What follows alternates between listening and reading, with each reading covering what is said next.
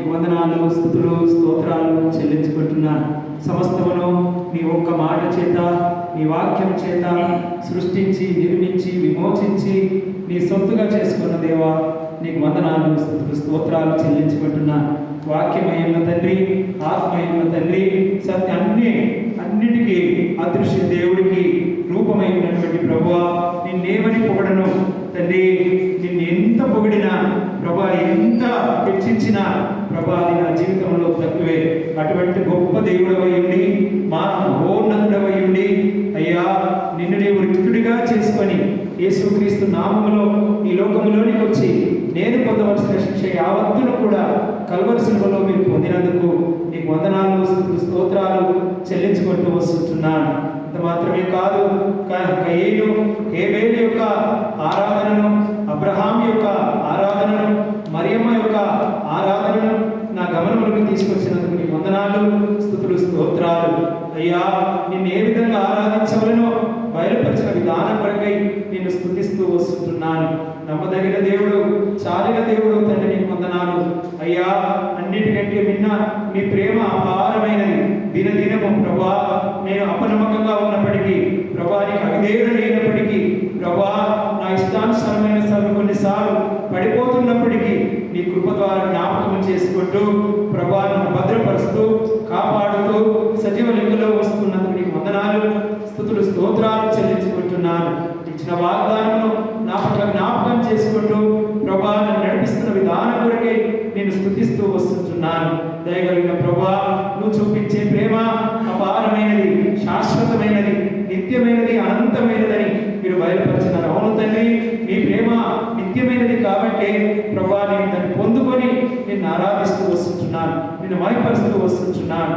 దయగల తండ్రి, నా వ్యక్తిగత, కుటుంబ, సంఘ, పరిచయ, ఉద్యోగ జీవితంలో మీరు చేస్తూ వస్తున్న ప్రతి మేలు కొరకై నేను మీకు ఏమి ఇవ్వగల ప్రభా, ఏమి ఇచ్చినప్పటికీ రుణస్థులను ఒప్పుకుంటూ మీరు ఇచ్చిన ఈ ప్రాణం, ఆత్మ, దేహమును నీ పాదాల చెంత పెడుతూ నా హృదయపూర్వకమైనటువంటి స్తుతి, ఆరాధన నా రక్షకుడైన యేసుక్రీస్తు నామములో నీకే సమర్పిస్తున్నాను తండ్రి. ఆమేన్. దయచేసి కూర్చోండి.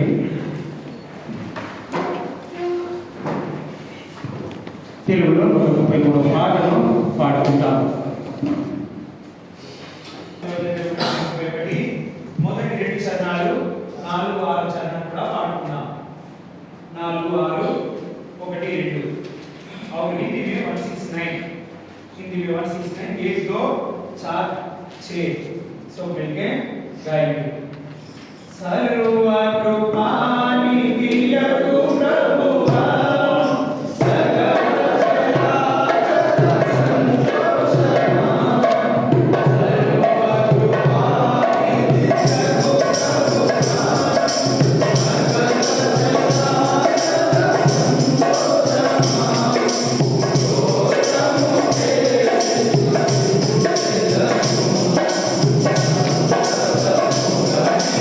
Oh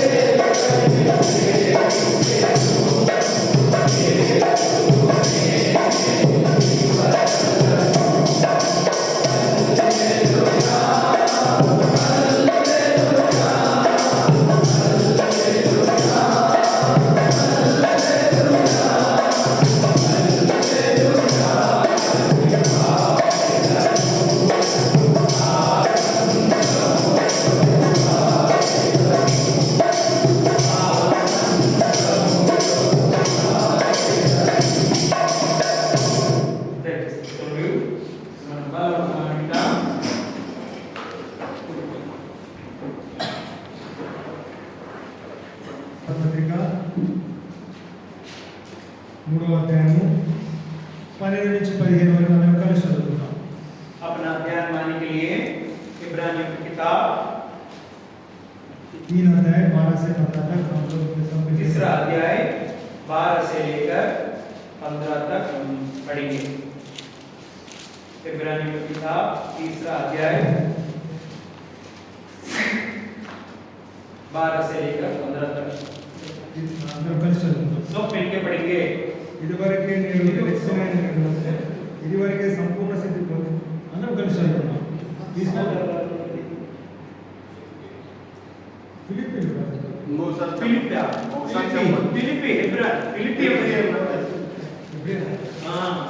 ఫిలిప్పీయులకు రాసిన పత్రిక 3వ అధ్యాయము 12 నుంచి 15 వరకు.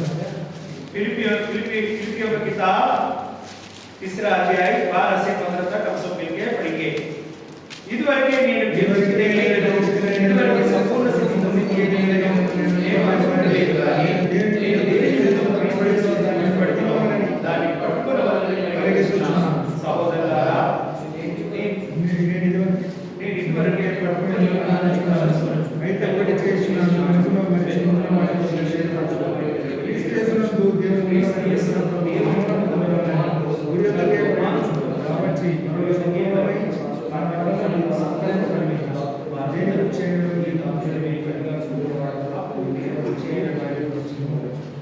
దేవుడు మనం చదివినటువంటి ఈ వాక్య భాగాన్ని దీవించిన గాక. మొదటి కొరింథీ 11వ అధ్యాయం 25వ వచనం కూడా ఒకసారి చదువుకుందాం. पहला कोरिन्थी 11 का 28 भी पढ़ेंगे। మొదటి కొరింథీ 11వ అధ్యాయం 25వ వచనం కలిసి చదువుకుందాం. पहला कोरिन्थी 11 का 28 को मिलके पढ़ेंगे।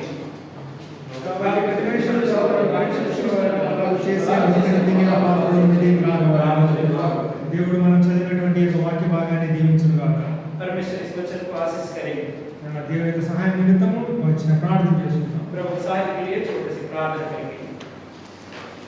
ప్రేమ గల దేవుని మా ప్రభు తండ్రి దయగలమైన ప్రభు మరి ఒకసారి పాసనికి ఈ యొక్క ఆదివారమున సాయంకాల సమయంలో మీ పాసనికి రాగలగడానికి పూజించడానికి ఆరాధించడానికి మీరు ఇచ్చినటువంటి ధన్యతను బట్టి వందనాలు స్తోత్రాలు చెల్లిస్తున్నాము ప్రభువా.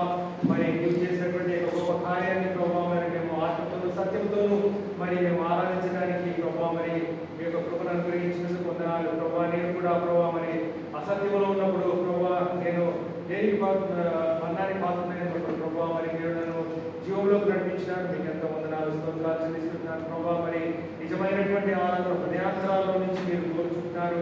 మరి సజీవమైనటువంటి యాగముగా మా యొక్క శరీరాలను ప్రభావ మరి నా యొక్క శరీరాన్ని మీరు కోరి ఉంటున్నారు ప్రభావ. మరి ఆ విధంగా మరి మీకే నా యొక్క కొద్ది స్తుతి ఆరాధన చెల్లిస్తున్నాను ప్రభావ.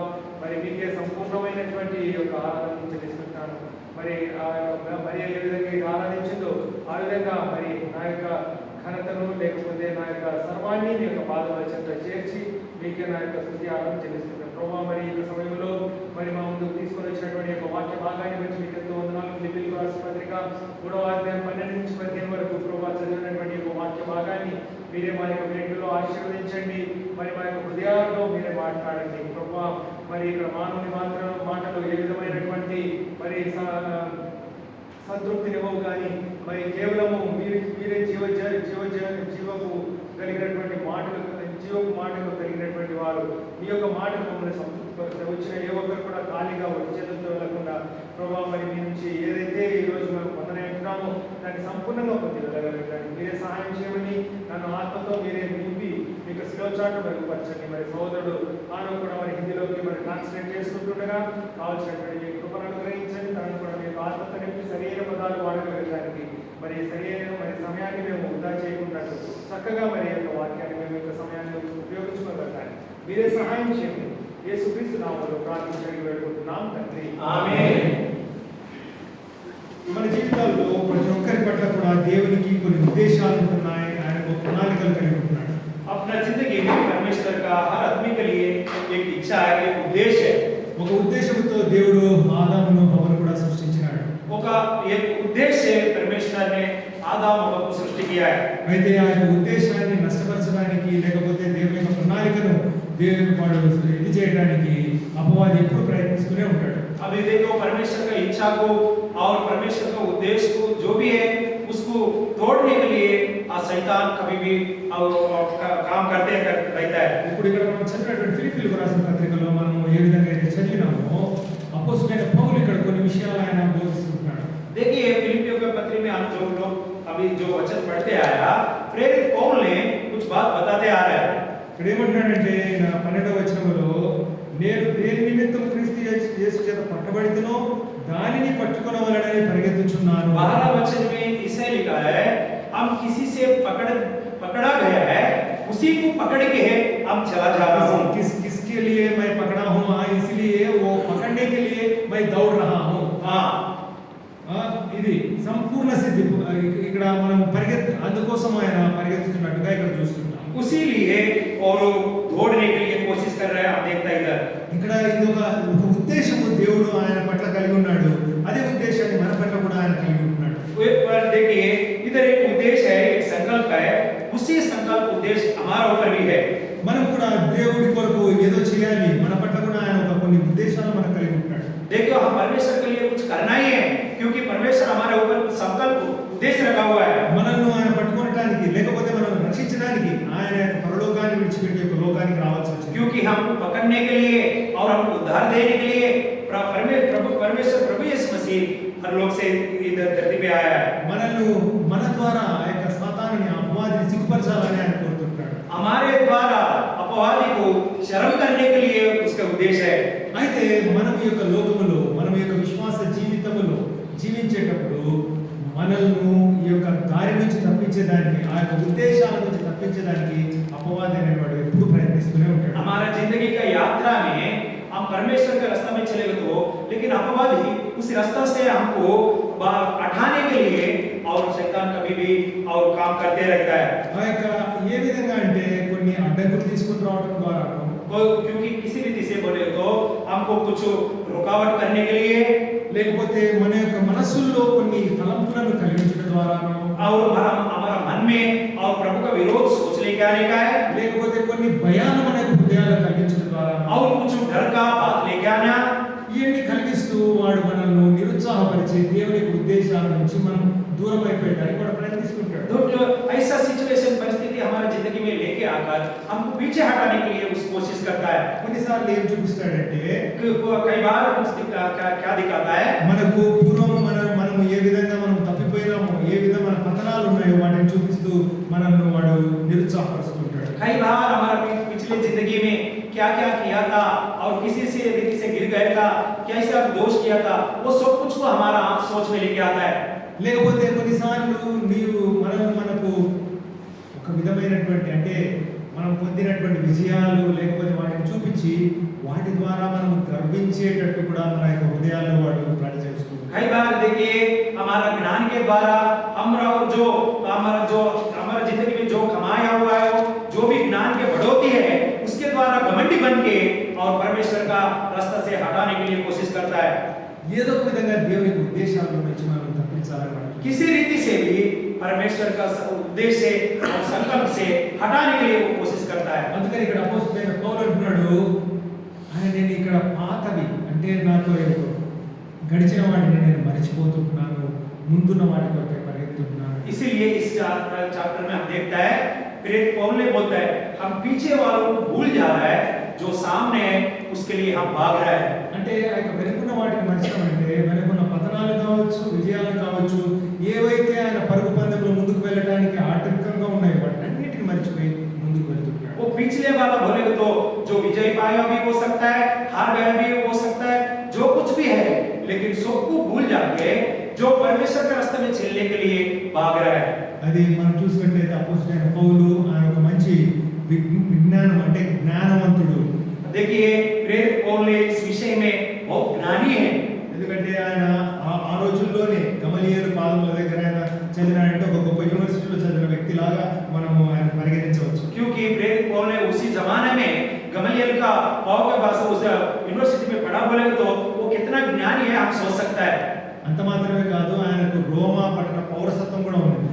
उतने नहीं है रोमियो का जो गांव में रहने के लिए उसका अभी हम इमिग्रेट से ये भी बोलते हैं ऐसी रीति से भी है उसको ఎమిరేట్స్ ఐడి కాదు మరి हक्को సిటిజన్ లాగా అనుకోండి, లేకపోతే అమెరికా పౌరసత్వం ఉంది అనుకోండి. जैसे अमेरिका में रहने के लिए ग्रीन कार्ड मिलते हैं वैसे रीति से ఆ రోమా అనేది సామ్రాజ్యం అప్పట్లో అది అమెరికా లాంటి ఒక గొప్ప బలవంతమైన సామ్రాజ్యం. रोमियो का देश जैसे अभी अमेरिका जैसे है ना वैसे रीति से वो बड़ा देश है. అది వాళ్ళు ఎంతో బలమైనటువంటి సామ్రాజ్యం. దాని యొక్క పౌరసత్వం కావాలంటే ఎంతో డబ్బులు వెచ్చించాలి, లేకపోతే ఇంకా ఆ విధంగా వాళ్ళు వెచ్చించి దాన్ని తీసుకోవాల్సి ఉంటుంది. देखिए उस जमाने में जो रोम में रहने के लिए उसका वारसत्व मिलने के लिए कुछ करना है तो बहुत धन भी चाहिए रहता और बहुत कुछ करना पड़ता था. ఆ రోజుల్లో ఉన్న గొప్ప వర్తకులు లేకపోతే బాగా ధనికులైనటువంటి వారు రోమా పౌరసత్వాన్ని తీసుకునేవారు. देखिए उस दिन में जो रोम में रहने के लिए बहुत धनी आदमी लोग को और ऐसा रहने के लिए कोशिश लेता था. అంటే సిటిజన్షిప్, పౌరసత్వం అంటే సిటిజన్షిప్ తీసుకునేవారు. वही सिटीजनशिप लेता था. ఇంకా వాళ్ళకు పుట్టిన ఆ సిటిజన్షిప్ తీసుకున్నప్పుడు వాళ్ళకు పుట్టిన పిల్లలు కూడా ఇంకా అది జన్మతః వారికి కూడా ఆ యొక్క పౌరసత్వం అనేది సంక్రమిస్తుంది. जब भी वैसा लेने वालों का उसका परिवार को भी उसका बच्चों को भी उसी रीति से मिलता था. ఎందుకంటే అపోస్తలుడైన పౌలు నేను పుట్టుకతోనే నేను రోమియోను అని చెప్పి ఒక సహస్రాధిపతితో చెప్పడం మనం చూస్తాం. क्योंकि प्रेरित पौल ने एक अधिपति से बोलने के टाइम हम सुनता है हम पैदाइश से रोमियो का आदमी है बोल के बोलता है. అంటే ఆయనకు వరల్డ్ వైజ్ చూస్తే ఏమో మంచి సిటిజన్షిప్ ఉంది. देखिए इस दुनिया का रीति से देखेगा तो अच्छा से भी सिटीजनशिप भी है. ఇంకా మరి ఇంకొక విధంగా చూసినట్టయితే బాగా చదువుకున్నటువంటి జ్ఞాని అయినటువంటి వ్యక్తి. और एक रीति से देखे तो और बहुत पढ़ा चुका हुआ है. ఆయనేమో మరి పరిసయ్యుడు యొక్క ఎంతో దేవుని పట్ల ఆ యొక్క జీల్ లేకపోతే ఉత్సాహము కలిగినటువంటి వ్యక్తి. आयन को परिचय भी है और उतने नहीं है प्रभु का काम करने के लिए एक इच्छा आदमी है, जब भागने के लिए कोशिश करने वाला आदमी है. ఒక అంటే ఆ యొక్క యూదు మతం పట్ల ఆయనకు అంత అభిమానము లేకపోతే అంత డిజైర్ లేకపోతే ఏమనాలి అత్యాశ కలిగినటువంటి వ్యక్తి. एक रिलीजन के बारे में वो यूथ का रिलीजन के बारे में और काम करने के लिए परमेश्वर के काम करने के लिए भागने के लिए इतना इच्छा आदमी है. ఇటువంటి గొప్ప సర్టిఫికేట్స్ లేకపోతే ఇటువంటి క్రెడిట్స్ అన్ని ఆయనకు ఉన్నాయి. देखिए इस दुनिया में जितने भी सर्टिफिकेट बड़ा सर्टिफिकेट है उसको है. అంత మాత్రమే కాదు, ఆయన దేవునిలోకి వచ్చిన తర్వాత ఎన్నో దేవుని కొరకు అంటే యేసు ప్రభువును ఆయన అంగీకరించిన తర్వాత దేవుని కొరకు ఎన్నో శ్రమలు కూడా అనుభవించినటువంటి వ్యక్తి. देखिए वो प्रभु पाने के बाद भी कितने तकलीफ उठाया परमेश्वर के लिए, वो बहुत कुछ तकलीफ उठा लिया. మరి అంత మాత్రమే కాదు, ఆయనకు ఆ యొక్క దేవునితో ప్రత్యక్షత, ఆ యొక్క మూడవ ఆకాశానికి వెళ్ళి దేవునితో ఆయన ప్రత్యక్షత కలిగి దేవుని ముఖాముఖిగా చూసి రాగలిగినటువంటి వ్యక్తి. उतना ही नहीं है, तीसरा आकाश में भी जाके परमेश्वर को मुंह आमने सामने देके फिर उसने एक दर्शन भी लेने वाला आदमी है. మరి అంత మాత్రమే కాదు, ఆయన ఎన్నో సంఘాలను కూడా ఆయన శ్రమించి నిర్మించినటువంటి వ్యక్తి. उतना ही नहीं है, वो बहुत कुछ संगति को भी निर्माण किया है. ఇవన్నీ ఒక గొప్ప సర్టిఫికేట్స్ ఆయనకు ఉన్నాయి. ये इसी रीति से एक सर्टिफिकेट, इतना सर्टिफिकेट भी उसको है. అంత మాత్రమే కాదు, దేవుడిలోకి వచ్చిన తర్వాత చూస్తే ఆయన గడిచిన కాలంలో ఎంతో మంది క్రైస్తవులను ఆయన శ్రమలు అంటే పర్సిక్యూటెడ్ అండ్ కిల్డ్ వాళ్ళని ఎంతో మందిని వారిని శ్రమలు చేసి వాళ్ళని చంపినటువంటి వ్యక్తి. देखिए उतना ही नहीं है, प्रभु को पाने से पहले वो कितने ही आदमी को मारा हुआ आदमी है, तकलीफ दिया हुआ आदमी भी है. वो ఒకవేళ పౌలు అక్కడ కూర్చొని తర్వాత తను యేసు ప్రభువుని అంగీకరించిన తర్వాత ఆయన ఏదైనా బోధిస్తూ ఉంటే తన ముందున్నటువంటి ఆ సంఘములో ఒక కొడుకును పోగొట్టుకున్న తల్లిలో, భర్తను పోగొట్టుకున్న స్త్రీయో, లేకపోతే ఒక తల్లిని పోగొట్టుకున్న ఒక కుమారుడు, అంటే క్రీస్తు నిమిత్తం ఎవరినైతే హింసించినాడో వారిలో ఉండవచ్చు. देखिए कई जगह में प्रेरित पौल ने जब उस पे वचन बोलता था कोई संगति में, तो वो संगति में हो सकता है कोई स्त्री उसका मर्द भी खो गया होगा, कोई बच्चा लोग बाप भी खो गया होगा, कोई माँ उसका बेटों को भी पा गया होगा, ऐसा आदमी लोग भी उसके सामने बैठा होगा. ఎందుకంటే తను యేసు ప్రభువులోకి అంటే యేసు ప్రభువుని అంగీకరించడం తను మారక ముందు క్రైస్తవులను పట్టి ఆయన హింసించినటువంటి వ్యక్తి. क्योंकि प्रभु यीशु मसीह को पाने से पहले మరి మెస్సియా को पाने लोगों को पकड़ के हिंसा करने वाला था, तकलीफ देने वाला आदमी था, मारने वाला आदमी था. కానీ అటువంటి వ్యక్తులను వాళ్ళు చూసినప్పుడు ఏమనిపిస్తుందంటే ఆయన హృదయంలో బాధ కలుగుతారు. देखिए ऐसा आदमी को जब देखता है हमारा दिल में थोड़ा तकलीफ होता है. అంతే కదా. ఇప్పుడు ఆయన మారకముందు ఒకవేళ ఎవరికైనా చంపినప్పుడు వాళ్ళ కుటుంబస్తులు అక్కడ ఉన్నారనుకో ఆ కుటుంబంలో ఆ మందిరంలో మీటింగ్లో ఎట్లా ఉంటుందా? देखिए ऐसा जो तकलीफ दिया वो आदमी वही संगत में बैठेगा तो उसको भी कैसा रहता है, देखेगा तो वो लोगों को అప్పుడంటే ఆయన తెలియక ఈ యొక్క విషయాలన్నీ చేసినాడు. మరి తెలిసిన తర్వాత ఇప్పుడు ఆయన బోధిస్తున్నాడు వాక్యం. ఆ సంఘంలోనే ఆ సంఘస్థులు ఉంటారు, బట్ ఆ సంఘస్థుల్లో వారి కుటుంబ సభ్యులు కోల్పోయిన వాళ్ళు ఉన్నారు, అంటే ఉండిండొచ్చు. సో ఇటువంటి పరిస్థితుల్లో తన యొక్క పతనాలు కూడా ఆయన ఉన్నాయి. देखिए क्योंकि उसको मालूम नहीं था जब प्रभु को पाने से पहले जो कुछ किया है गलत किया हुआ है, लेकिन प्रभु को पाने के बाद उसने वचन बोल रहा है, लेकिन उस जगह में ऐसे लोग को रहता होगा तो देखेगा तो कैसा लगेगा? అయితే నేను ఏమంటున్నానంటే వీటినన్నిటిని నా విజయాలు కావచ్చు లేకపోతే నా పతనాలు కావచ్చు వాటిని నేను మర్చిపోయి నేను ముందున్న వాటి వైపు వేగిరపడుచు పరిగెత్తుచున్నాను అంటున్నాడు. देखिए ये सब कुछ क्यों? क्योंकि हमारा पिछले जो कुछ हो गए हम जय पाया हुआ विषय भी होगा, हम हारा गए हुए विषय भी होगा, हम सब कुछ भूल जा रहे हैं क्योंकि बोल रहा है. అంటే ఇప్పుడు కొన్ని ఏం చేస్తారంటే వీడు అపవాది మనం ఎక్కడైతే మనం పతనం అయిపోయినామో ఎక్కడైతే పడిపోయామో వాటిని మనకు వ్యక్తికి తీసుకొని వచ్చి మనం నిరుత్సాహపరిచేటువంటి వాడుగా ఉంటాడు. देख क्योंकि शैतान ने क्योंकि हम किधर गिर गया और किधर हार गया वो सब कुछ हमारा सामने लेके आकर हमको भी गिराने के लिए वो कोशिश करता है.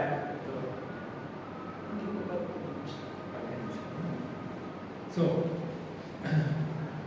మనము అదే ఒక తప్పిపోయినటువంటి కుమారుని యొక్క వృత్తాంతం మనం చూసినట్లయితే जो फिसल गया लड़का जो छोटा बच्चा रहे ना उसको देखेगा तो లూకా 17వ వచనంలో మనం 15వ అధ్యాయంలో మనం చూస్తాం.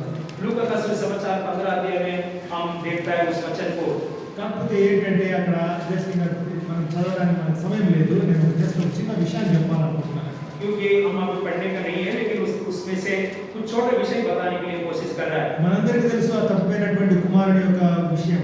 क्योंकि वो गिरा हुआ बेटा, छोटा बेटा का हमको सब कुछ मालूम है. తన తండ్రి నుంచి ఆస్తిని తీసుకున్నాడు, వెళ్ళి ఆ యొక్క వేశ్యలతోనూ వారందరితోనూ ఆయన దాన్ని దురుపయోగం చేసినాడు. उसका बाप का जो भी धन संपत्ति था लेके गया तो उसने और हंगामा करके फिर उसने पूरा उड़ा दिया. అయితే సమయం వచ్చింది, అక్కడ అన్ని పోగొట్టుకున్న తర్వాత ఆ దేశంలో కరువు కూడా వచ్చింది. देखिए जो कुछ लेके गया वो पूरा भी कलश हो गया और उधर उस देश में जो भी है उस कुछ भी नहीं है और खाने के लिए भी नहीं मिलता था.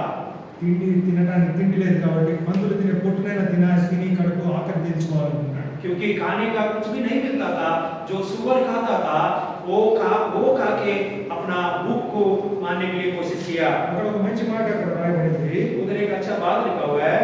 లూకా సువార్త 15వ అధ్యాయం 17వ వచనం. लूका का सुसमाचार 15 का 17 में लिखा है. అయితే బుద్ధి వచ్చినప్పుడు వాడు నా తండ్రి యొక్క ఎంతో మంది కూలివాళ్ళ అన్నము సమృద్ధిగా ఉన్నది, నేనైతే ఇక్కడ ఆకలికి చచ్చిపోవచ్చున్నాను. देखिए उसको बुद्धि आने के बाद वो सोच रहा है मेरा पिता के पास बहुत आदमी काम करने वाला है, उसके पास खाना भी बहुत सा है, हम तो इधर भूखा मर रहा है. అంతవరకు వాడికి బుద్ధి రాలేదా?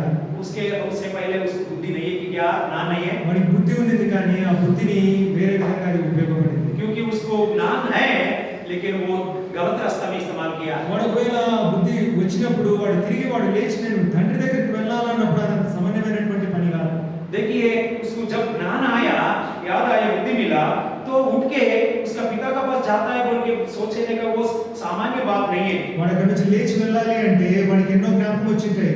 क्योंकि उधर से उठ के जाने का है बोले तो उसको कितना याद आया होगा. తన తండ్రి నుంచి ఆ ఆస్తిని అడిగి బయటకు పోయేటప్పుడు వాళ్ళ తండ్రి ప్రాధాయపడినటువంటి విషయం జ్ఞాపకం వచ్చి ఉంటుంది. क्योंकि उसके पिता के पास और जो भी धन संपत्ति है उसका भाग है, वो लेके जाने के टाइम में उसका पिता कितना तकलीफ उठाया वो याद आया होगा. ఒక అక్కడ పక్కన ఉన్నటువంటి వారందరూ నువ్వు వెళ్ళదులైనా ఇక్కడే ఉండు, నువ్వు ఇక్కడే నీ ఇష్టం వచ్చినట్టు జీవించా ఎంత చెప్పినా కూడా వినకుండా మాటలన్నీ కూడా జ్ఞాపకం వస్తూ ఉంటాయి. और आजू बाजू में रहने वाला आप नहीं जाना है बेटा, आप इधर ही रहो, अपना मर्जी से जियो बोल के जो लोग बोला वो बात भी याद आया होगा. ఇప్పుడు అవన్నీ కూడా జ్ఞాపకం చేసుకుంటూ ఉంటాడు. वो सब कुछ भी याद करता होगा. वो ఇప్పుడు ఇవన్నీ చేసిన తర్వాత నువ్వు మళ్ళీ తిరిగి నీ తండ్రి దగ్గర పోతే నీ తండ్రిని ఒప్పుకుంటాడా? देख देखो ये सब कुछ करने के बाद और आपका पिता का पास जाएगा तो वो मानेगा कि क्या आपको. ఇక వారి మనస్సు ఈ యొక్క ఆలోచనతో ఎంతో నిండిపోయి ఉంటుంది. देखिए उसका मन ऐसा सोचों से भरा हुआ होगा. నేను వెళ్ళాలా వద్దా? हम जाना है नहीं जाना है. నేను వెళ్తే నన్ను నా తండ్రి నన్ను అంగీకరిస్తాడా? हम जाएगा तो हमारा पिता हमको स्वीकार करेगी कि क्या? కానీ నేను ఏం చేయాలి? हम क्या करना है? మా నాన్న ఆయన చెప్పినటువంటి విషయాలన్నీ కూడా నేను ఏది కూడా పాటించకుండా నేను ఇక నాశనం అయిపోయాను. हमारा पिता जो भी बोला हम कुछ भी नहीं माना, इसलिए मेरी जिंदगी ऐसा हो गया. ఎన్నో హృదయంలో కలిగినటువంటి ఆ యొక్క కలవరములు, ఆ యొక్క వాటన్నిటి మధ్యన వానికి ఏంటంటే ఒక బుద్ధి వచ్చింది. ఏంటంటే ఏమైతే నేను నా తండ్రి దగ్గరికి పోయి నేను మాట్లాడతాను. देखिए इसे सोचो में उसको एक ज्ञान का बुद्धि का अच्छा सोच आया, कुछ भी होने दो लेकिन मेरा पिता के पास जाके मैं पूछूंगा. ఆ బుద్ధి అనేది నీకు నాకు కూడా రావాలి. वो ऐसा बुद्धि ऐसा ज्ञान और आपको हमको भी आना चाहिए. మనం కూడా మన జీవితాల్లో కొన్నిసార్లు మనం తెలిసి కూడా తప్పులు చేస్తూ ఉంటాం. क्योंकि हमारे जिंदगी में भी हमको मालूम होकर भी कई गलती करता है. మనం పాపం చేసి మనం దూరం అయిపోయి ఉంటాం. हम पाप करके परमेश्वर से दूर होगा. మనము ఆ రోజున దేవుడు ఈ విధంగా వాక్యం ద్వారా మనకు చెప్పాడు కదా, ఆయన యొక్క హృదయంలో ఆయన ఆత్మ ద్వారా మనతో మాట్లాడుతూ వచ్చాడు కదా అని ఒక హృదయంలో మనకు ఎన్నో సార్లు వస్తూ ఉంటాయి తలంపులు. देखिए परमेश्वर उस वचन से हमसे बातें की है और इस रीति से बात की है बोल के हमारा मन में कई बार सोच आया होगा वैसा. అయితే వాడు అపవాది ఏం చేస్తాడంటే ఇవన్నీ గుర్తు చేస్తాడు మనకు. अभी शैतान क्या करता है? ये सब कुछ याद करता है. నువ్వు ఈ రోజున దేవుని దగ్గరికి పోతే దేవుడు నిన్ను అంగీకరిస్తాడా? आप आज अभी परमेश्वर के पास जाएगा तो आपको स्वीकार करेगा कि क्या? నీకు ఆ రోజు నువ్వు చేసేటప్పుడు నీకు దేవుడు జ్ఞాపకం చేసినాడు కదా. अभी आप उस दिन गलती किया था ना, उसी टाइम में परमेश्वर ने आपको याद किया ना. అయినా కానీ నువ్వు వాంటెడ్లీ నువ్వు కావాలని పోయి చేసావు కదా. लेकिन आपने मजबूरी से मतलब जानबूझकर किया ना. కానీ నువ్వు ఇప్పుడు ఈ రోజున నువ్వు తిరిగి ఆయన దగ్గరికి వెళ్ళి క్షమాపణ అడిగితే నిజంగా ఒప్పుకుంటాడు ఆయన. आज आपको जाएगा तो फिर गलती मानेगा तो वो माफ करेगा क्या? పాపము చేసేటంత వరకు వాడు మనల్ని లాగుతూ ఉంటాడు అపవాది. क्योंकि पाप करने के तक भी शैतान आपको पीछे खींचते रहता है. మనం ఒకసారి పాపం చేసిన తర్వాత ఇమ్మీడియట్ గా తిరిగి మనల్ని తీసుకుంటాడు. देखिए हम एक बार पाप करने के बाद उसी टाइम से हमको और पीछे हटाने के लिए कोशिश करता है. నువ్వు దుర్మార్గునివి, నువ్వు చెడిపోయినటువంటి వాడిని, మాటికి పడిపోయేటువంటి వాడిని, నువ్వు దేనికి పనికిరావు, దేవుడిని అంగీకరించడం అనేటువంటి ఒక అబద్ధాన్ని మన హృదయంలో మన యొక్క తలపుల్లో వాడు చూపిస్తాడు. क्योंकि बार बार हमारा गिरे हुए स्थिति को याद करते हुए उसने बोलता है तुम परमेश्वर स्वीकार नहीं करेगा बोल के हमको पीछे खींचते रहता है. నిందించేవాడు అపవాది, ఒప్పించేవాడు మన యొక్క పరిశుద్ధాత్ముడు. देखिए अपवादी क्या करता है? हमको निंदा देने वाले, लेकिन परिशुद्ध आत्मा क्या करता है? हमको क्षमा करता है, ఒప్పుకోలు माफ करता है. ఒప్పించేటువంటి వాడు. నా బిడ్డ నువ్వు చేసావు కదా, నువ్వు తప్పు, అది ఒప్పుకుంటున్నావు. देखिए परिशुद्ध आत्मा ये बोलता है तुम माफी मांगो, तो माफी मांगने के लिए उसने हमको आगे करता है. నువ్వు చేసినావు, మళ్ళీ తిరిగి నా దగ్గరికి వచ్చి నువ్వు మళ్ళీ తిరిగి ఆ పాపం చేయదు. देखिए आप किया लेकिन पीछे में फिर मेरे पास आके वो पाप मत करो बोलता है. సో ఇటువంటివి వాడు ఏం చేస్తాడంటే మనల్ని దేవుడు క్షమించినా కూడా దేవుడు నిజంగా క్షమించినాడా లేదా మీకు తిరిగి ఆ యొక్క పాప జ్ఞప్తి మనకు తీసుకొని వచ్చి మనల్ని బాధించేటువంటి వాడు. देखिए परमेश्वर क्षमा किया होगा तो भी आपको शैतान ने बोलता है सच में आपको क्षमा किया कि क्या बोल के और हमारा मन में और ऐसा सोच लेके आकर हमको फिर भी पीछे करने के लिए कोशिश करता है. దేవుడు ఎప్పుడైతే మనం వెళ్ళి ఆయన దగ్గర మన పాపం మనం ఒప్పుకుంటామో ఆయన నమ్మదగిన వాడు, నీతిమంతుడు కనుక మన పాపం ఆయన క్షమించేటువంటి వాడు. क्योंकि परमेश्वर के पास जाके हमारा पाप को मान लेता है तो परमेश्वर ने वो उम्मीद का परमेश्वर है, लेकिन उसने हमको क्षमा करके हमको नीतिमान बनाता है. అది ఒకటో యోహాను 1:9 మనం చూడొచ్చు. पहला यूहन्ना पहला अध्याय 9 वचन में हम देख सकता है. ఎందుకంటే దేవుడు నమ్మదగిన వాడు, ఆయన నీతిమంతుడు కాబట్టి ఆయన మన పాపాలను క్షమిస్తాడు. क्योंकि परमेश्वर को उम्मीद का परमेश्वर है, इसलिए हमारे पाप को क्षमा करने वाला परमेश्वर है. ఇది చేసి మనము ఈ యొక్క పాపాలు మనము మాటికి మరి తిరిగి ఈ విధంగా చేయాలని కాదు. देखिए ऐसा करने के बाद हम बार भी फिर भी वही पाप को करने के लिए नहीं है. కాకపోతే ఏంటంటే మనము పాపం చేసినప్పుడు ఆయన మన కొరకు విజ్ఞాపన చేస్తుంటాడు. మనం తిరిగి ఆయన దగ్గరికి మనం వెళ్ళినప్పుడు ఆయన క్షమించి మనల్ని ఆయన శుద్ధి చేసేటువంటి వాడు. क्योंकि हमारे लिए वो विज्ञापन प्रार्थना करने वाला परमेश्वर है, इसलिए हम कभी भी उसके पास जाए तो हमको वो माफ कर सकता है. ఇటువంటి పాత ఇంతకుముందు జరిగినటువంటి ఆ యొక్క పతనాలు లేకపోతే ఆ యొక్క ఫెయిల్యూర్స్ లేకపోతే ఆ యొక్క నీ యొక్క పతనాలని జ్ఞాపకం చేసుకుంటూ అక్కడనే ఆగిపోవద్దు. लेकिन क्योंकि हम पिछले जिंदगी में जिधर गिर गया था उसी परिस्थिति को याद करते हुए उधर ही रोकने का नहीं.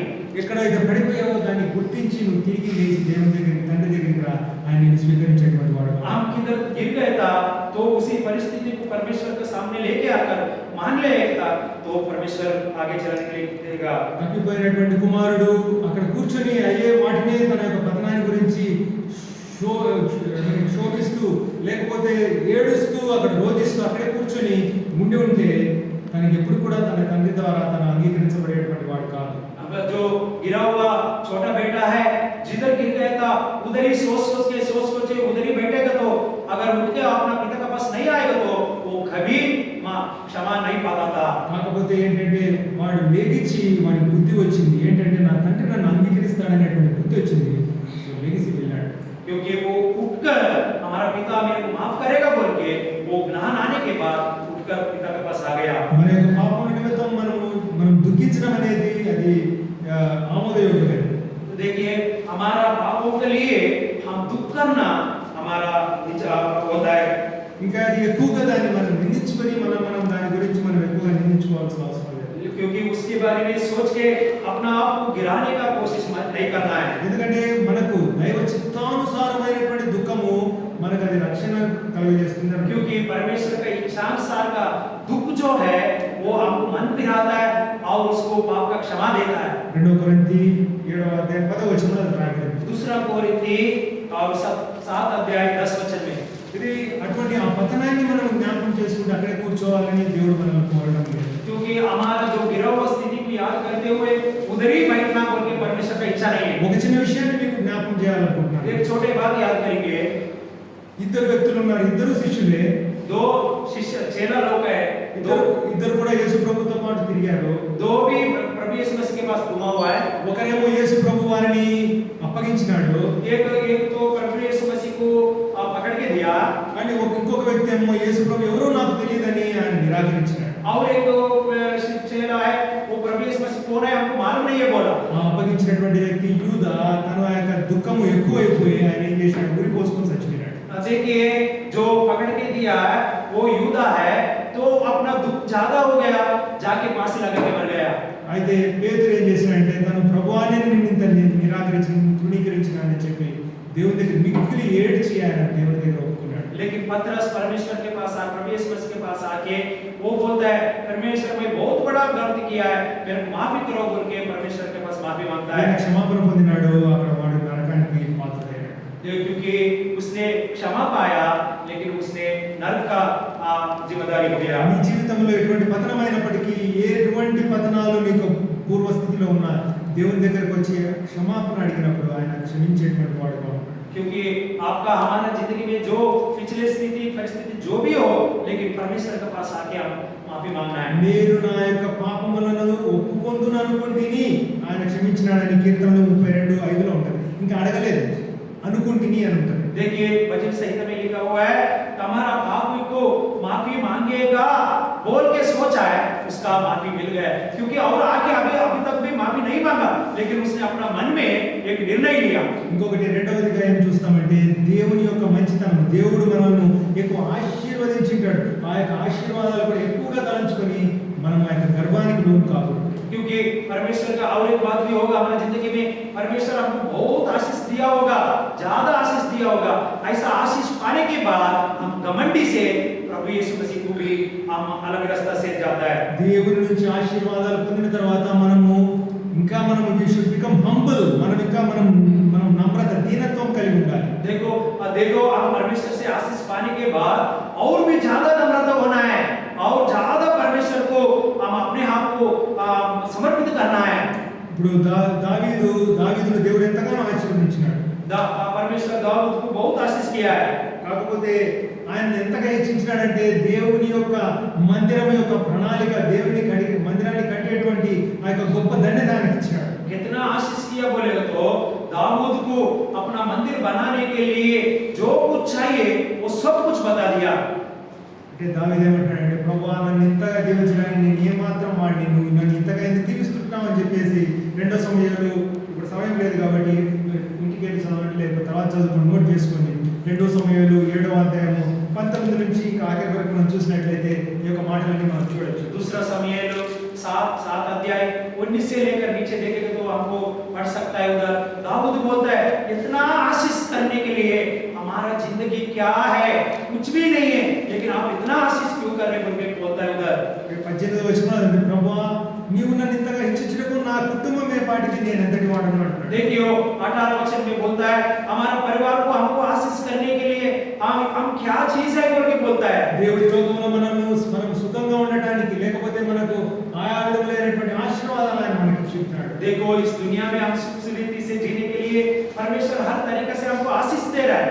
అంటే దేవుడు నన్ను ఆశీర్వదించినాడు, పక్కన ఆశీర్వదించలేదు అంటే నేను చాలా గొప్పని మంచోని అని చెప్పి గర్వించడానికి కాదు। देखिए हमको आशीष दिया है, हम अच्छा आदमी है इसलिए हमको आशीष किया है, बाजू वालों को आशीष नहीं किया बोल के सोचने का ऐसा नहीं है। ఎప్పుడైతే మనం గర్విస్తామో ఆ దినాన్ని మన పతనము ఆరంభమైంది। ये कभी हम ऐसा रीति से घमंडी होता है उसी समय में हम गिराने की जिंदगी शुरू हो गया। నాశనమునకు ముందు గర్వం నడుస్తుందట।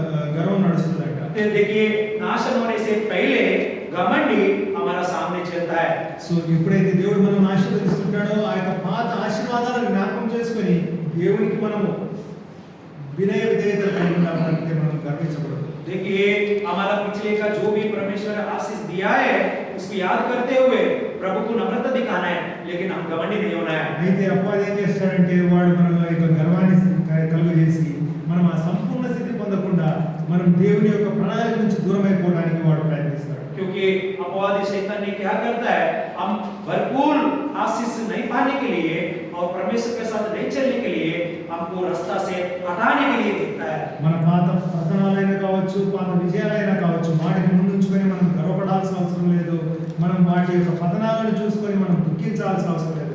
దేవుడు మనకు ఏదైతే నిర్ణయించినాడో ఆ యొక్క ఉద్దేశానుసారంగా ముందుకు వెళ్ళడానికి యేసు ప్రభు వారిని ముందు పెట్టుకొని మనం ముందుకు వెళ్ళాలి। देखिए हमारा पिछले का जो भी है हमारा विजय को देखकर घमंडी होने का नहीं है, हमारा गिरा हुआ स्थिति देख के हम भी होने के नहीं है, लेकिन परमेश्वर का इच्छा से हमारा जो सामने परमेश्वर रखा है वही रास्ता में प्रभु को देख के चलना है। వెనుకున్న వాటిని మరిచి ముందుకు పరిగెత్తుచున్నారని పౌలు అన్నట్టు మనం కూడా వెనుకున్న వాటిని మరిచి ముందుకు పరిగెత్తి ఆయన మనకు అనుగ్రహించినటువంటి ఆ దీవెనలను వాటిని మనం పొందుకోవడానికి మనం ముందుకు వెళ్దాం। देखिए पिछले वालों को जो कुछ भी है भूल जाकर हमारा सामने जो परमेश्वर रखा है वो रास्ता को पकड़कर हम आगे जाने के लिए कोशिश करना है। ఇంకా నువ్వు ఏదైనా పాపంలో ఉంటే, ఏదైనా పతనంలో ఉంటే దేవుని దగ్గరికి వచ్చి క్షమాపణ వేడుకో।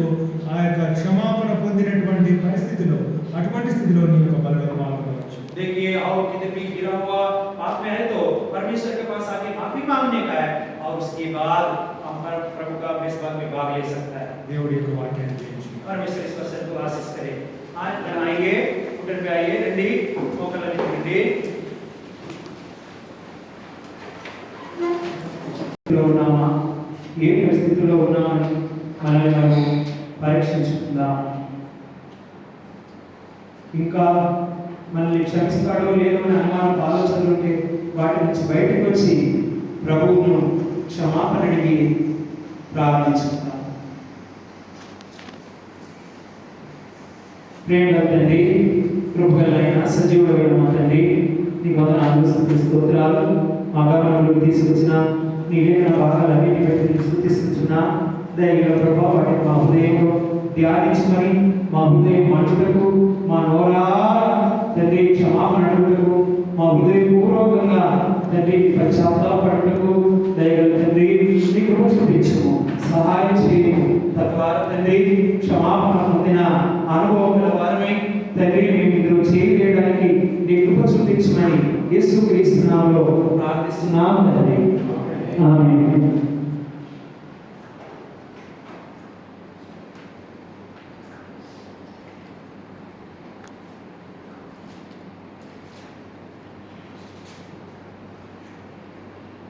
నేను మీకు అప్పగించిన దాన్ని ప్రభువును పొందితిని। ప్రభువైన యేసు తన పవిత్ర రాత్రి ఒక రొట్టెను ఎత్తుకొని కృతజ్ఞతాస్తుతులు చెల్లించి దానిని విరిచి, ఇది మీ కొరకైన నా శరీరము, నన్ను జ్ఞాపకం చేసుకుని దీన్ని చేయమని చెప్పాను। ఆ ప్రకారం భోజనమైన పిమ్మట ఆయన పాత్రను ఎత్తుకుని పాత్ర రక్తమైన క్రొత్త నిబంధన, మీరు దీనిలో త్రాగినప్పుడల్లా నన్ను జ్ఞాపకం చేసుకుని దీన్ని చేయమని చెప్పాను। మీరు ఈ రొట్టెను తిని పాత్రలోని త్రాగినప్పుడల్లా ప్రభు పరస్పరమైన ప్రచురించుదురు। కాబట్టి ఎవడు అయోగ్యంగా ప్రభు యొక్క రొట్టెను తిననో లేక ఆయన పాత్రలోని త్రాగునో వాడు ప్రభు యొక్క శరీరంలో వచ్చి రక్తంలో వచ్చి అపరాధుడు. కాబట్టి ప్రతి మనిషిని తను తాను పరీక్షించుకునవలెను, అలా చేసి ఆ రొట్టె తిని ఆ పాత్రలోది త్రాగవలెను. ప్రభు శరీరం వివేచింపక తిని త్రాగబడతాను శిష్యుడికి కలుగుడికి తిని త్రాగుచున్నాడు. ఇందువల్ల మీరు అనేకులు బలహీనులను రోగులై ఉన్నారు, చాలా మంది నిద్రించుచున్నారు. అయితే మనమే విమర్శించుకునేలా తీర్పు పొందగా పోదుము. కృపగల తండ్రి, దయగల ప్రభా, నన్ను నేను పరీక్షించుకున్నట్టుకు ప్రభా విమర్శించుకున్నట్టుకు మాకందరికీ సహాయం చేయండి. తద్వారా తండ్రి నీ రక్తానికి సాదృశ్యమైనటువంటి ఈ ద్రాక్షరసంలో నీ శరీరానికి సాదృశ్యమైనటువంటి ఈ యొక్క రొట్టెలో యోగ్యంగా పాల్గొనుకుంది. ఇది నా కొరకు మా కొరకు విలువబడ్డ శరీరము చిందింపబడిన రక్తం అనేసి జ్ఞాపకం చేసుకున్నట్టుకు మీ కృప చూపించండి. యోగ్యంగా చేయవేయడానికి సహాయం చేయమని మీరే మహిమానంద ప్రభావం పొందుతామని యేసుక్రీస్తు నామములో ప్రార్థించుచున్నాం తండ్రి. ఆమేన్.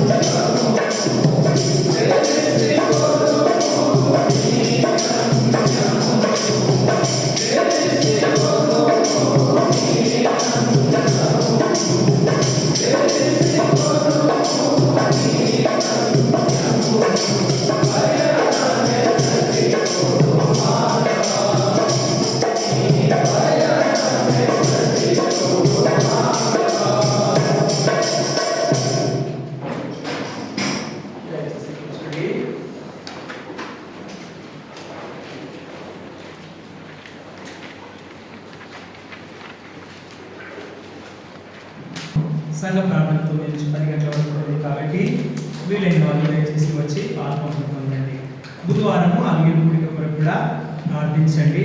అదేవిధంగా గురువారం మనకు బైబిల్ స్టడీ రాత్రి 9 నుంచి 10 గంటల వరకు ఉంటుంది కాబట్టి దయచేసి రావడానికి ప్రయత్నించండి. ప్రభుత్వ ఆలస్యమైతే మనం మళ్ళీ ఆదివారం సాయంకాలము ఇదే స్థలంలో మనము కూడుకుంటాం. ప్రార్థించండి, పాల్గొంటుకోండి. అదేవిధంగా ఈ దినము మరి సహోదరుడు వెంకటేష్ మన మధ్య ఉన్నాడు.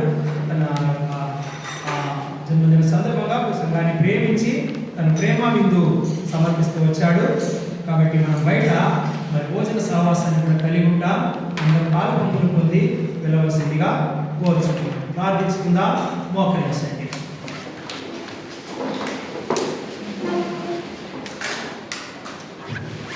ప్రేమ తండ్రి, కృపగలనైనా సజీవుడమైన మా తండ్రి, నీకు వందనాలు స్తోత్రాలు చెల్లించుకుంటున్నా.